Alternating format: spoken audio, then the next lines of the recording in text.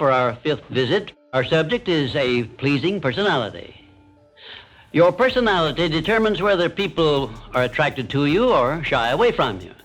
It is the show window in which you display your character to the world, and it is the one thing which distinguishes you from all other human beings. It is your trademark by which people recognize you, and it is the thing which determines your success or failure in selling yourself through life. Therefore, you should see your personality just as others see it, so you may improve it where it needs improvement. Your personality consists of more than 30 different factors, traits, and characteristics. Because of the limit of time I can devote to this visit with you, I can mention only the more important of your traits of personality. But before I begin to describe these traits, I want you to know that every trait which goes into your personality is under your control, and you can improve it so it will be whatever you want it to be. Let us start with the most important trait of your personality, your mental attitude. This is the trait with which you attract people to you and cause them to like you, or repel them and cause them to dislike you. Your mental attitude must be positive if you attract people to you. How do other people know whether your mental attitude is positive or negative, you may ask? Well, the answer is easy. First of all, other people tune in and pick up your mental attitude by telepathy without your saying a word or making a move. But there are other ways they can tell whether your mental attitude is negative or positive. You disclose this information by the tone of your voice, whether it is pleasant or harsh, by the expression on your face, whether it is soft and pleasing or harsh and scowling, by the courtesy and consideration you show other people, or the lack of these. So you see, there is no escape from revealing to others the exact nature of your personality. The next most important trait of your personality consists of your flexibility of your mental attitude or your lack of it. If you have flexibility, you adjust yourself to all the circumstances in your relations with others without losing your composure or allowing yourself to become irritable or angry. Just remember, if you have flexibility of your mental attitude, it will be impossible for anyone to make you angry or to irritate you without your consent or cooperation. Now, this is worth knowing, isn't it? You cannot control the actions of other people which might justify you in becoming irritated by them, but you can control your reaction to all such circumstances by exercising your trait of flexibility. And you will observe that all people in the higher brackets of success have this flexibility, and they do control their reaction to the influences of other people. The third most important trait of a pleasing personality is the ability to control and direct your emotion of enthusiasm. Enthusiasm is one of the means by which you can give forcefulness to your words, but you must be able to turn it on and off at will as definitely as you can turn on and off water at the spigot. Uncontrolled enthusiasm often makes people boresome. It also may open wide the window to one's mind through which other people may enter and influence one in ways he does not wish to be influenced. The fourth most important trait of a pleasing personality is a sincerity of purpose. The person who is not sincere in all relationships with others is soon detected and rejected, because no one is attracted to the person who thus endeavors to deceive others. Sincerity is one quality of character which cannot be successfully faked, not even by the most astute rascal or the most efficient actor, because insincerity evermore carries with it some warning sign which other people recognize. You have only to go back into your own experience with insincere people to prove the truth of what I have stated. There are 26 other important traits which give one a pleasing personality, but I do not have time to give them to you in this visit. Now let us turn our attention to some of the common habits which destroy a pleasing personality.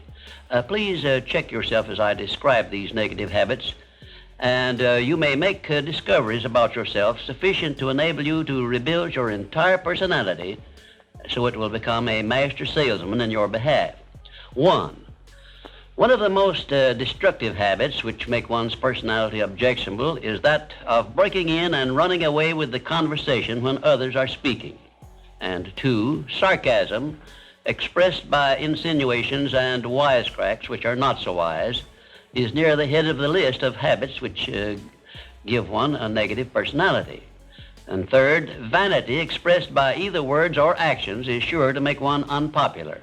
And 4, indifference in listening while others are speaking is sure to be noticed and resented.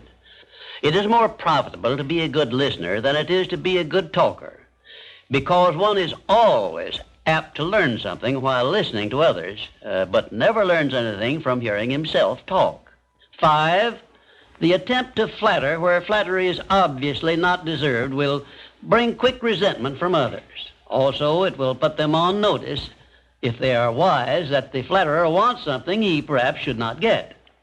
And 6, the habit of finding fault with the world at large and people in general is never a popular habit, and it is no part of a pleasing personality. It is far better to direct conversation to the circumstances and things which are right than to complain of those which one believes to be wrong. And 7, one of the very worst habits which destroy a pleasing personality is that of openly and directly challenging those with whom one may not agree, where there is no obvious reason for doing so, except the desire to be on the opposite side. And 8, the habit of volunteering unsolicited advice to others who have not requested it can make one an intolerable bore. Free advice usually is considered to be worth just what it costs, which is nothing but the patience with which to listen to it. And 9, the habit of speaking of one's physical ailments, worries, and personal problems may be tolerated by others, but this habit will never make one welcome or pleasing. If you wish to make yourself welcome in your relations with others, manage to talk about things which interest and concern those to whom you are speaking. You will never be boresome to the person to whom you are speaking of himself and the things which interest him, a truth which all master salesmen understand and respect. And 10, the habit of endeavoring to convey an impression of superiority through the use of words and topics unfamiliar to others is a surefire destroyer of popularity. If you wish to sell yourself to others successfully, you must negotiate with them on their own level through terms which they understand. And 11, envy of those who are successful is a trait which destroys a pleasing personality. The truly great men and women have all been known to be generous, sympathetic, and joyous in connection with the good fortunes of others. And 12, slovenliness in body, posture, and in clothing never attracts but always repels others. Clothes make not the man, as has been said, but they surely give him a mighty good start if they are appropriate and properly worn. Carelessness in body carriage and posture is immediately traceable to a negative mental attitude. If you are free from these 12 common habits which make one unpopular, you probably have a very pleasing personality. There are 5 other negative habits which make one unpopular, which I have not had the time to mention. Remember this, please. If you are not liked by other people, you may be sure there is a reason which you can detect and correct. It is unnatural for one person to dislike another without a cause. Before you can make full use of the master key to success, you will need to make your personality pleasing. This will require courage on your part and honesty with yourself. A pleasing personality stands near the head of the list of assets which make one truly rich. I was impressed with this truth many years ago when I heard Andrew Carnegie say that he paid his right-hand mastermind ally, Charles M. Schwab, $75,000 a year for the services he rendered directly. But he often gave Mr. Schwab a bonus at the end of the year of $1 million for the influence he exerted on his associate workers because of his pleasing personality.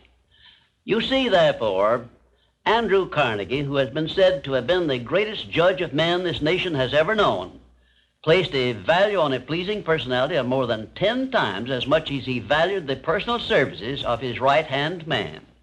Perhaps this will give you a clue that may help you up the market value of your personality. And now, until we meet again, May I wish you health, wealth, and peace of mind.